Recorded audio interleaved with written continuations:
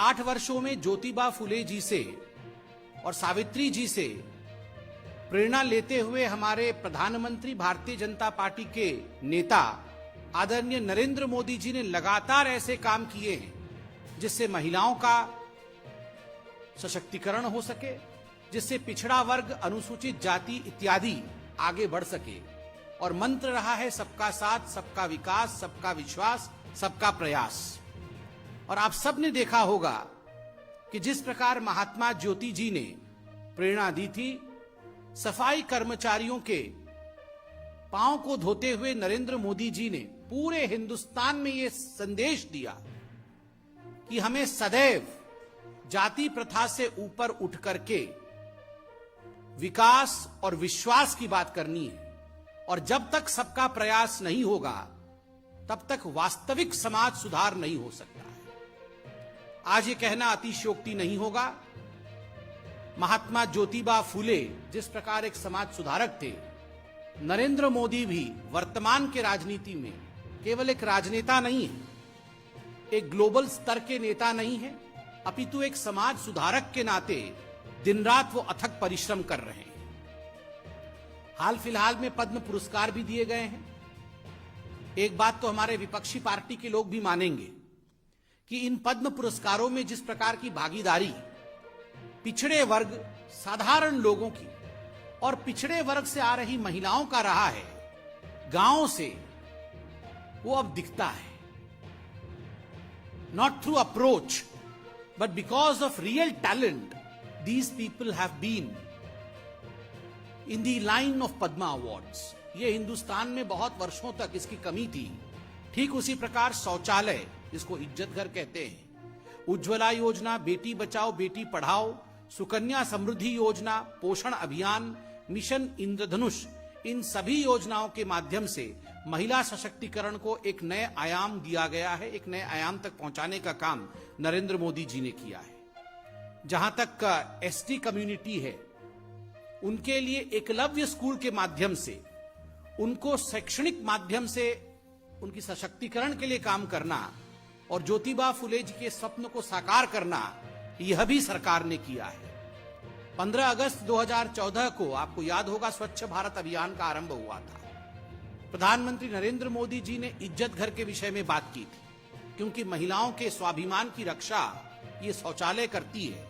और प्रसन्नता का विषय है, लगभग 11 करोड़ ऐसे शौचालय ग्रामीण क्षेत्रों में खुले हैं।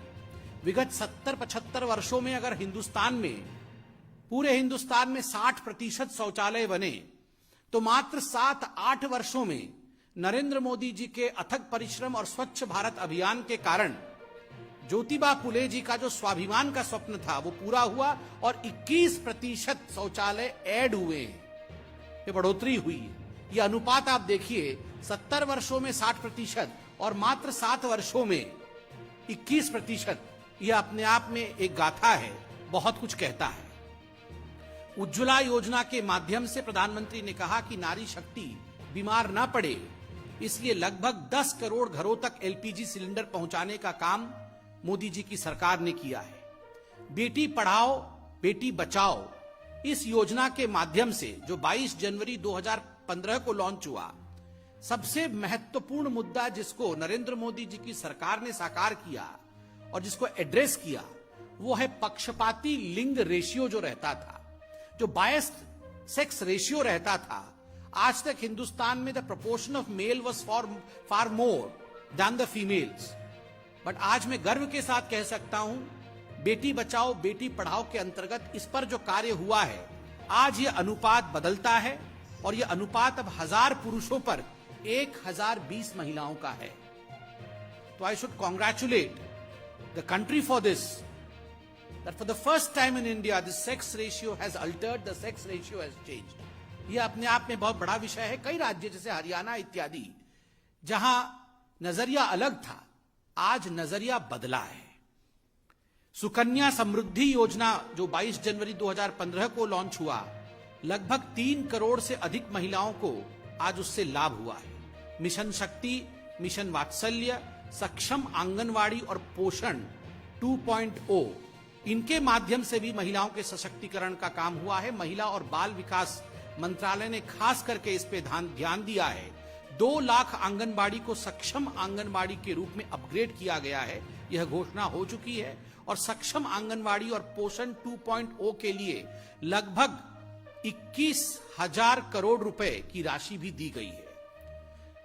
ठीक उसी प्रकार सुरक्षित मातृत्व आश्वासना सुमन योजना, इसके तहत गर्भवती महिलाओं को प्रसव के 6 महीने के बाद और बीमार नवजात शिशुओं को निशुल्क स्वास्थ्य सेवाओं का लाभ दिया गया है। किस प्रकार से महिलाएं आर्थिक रूप से फाइनेंशियली ये अपने पैरों पे खड़ी हो सके, आर्थिक समृद्धि उन्हें मिले, उस कारण से मुद्रा योजना का एक बहुत बड़ा योगदान रहा है।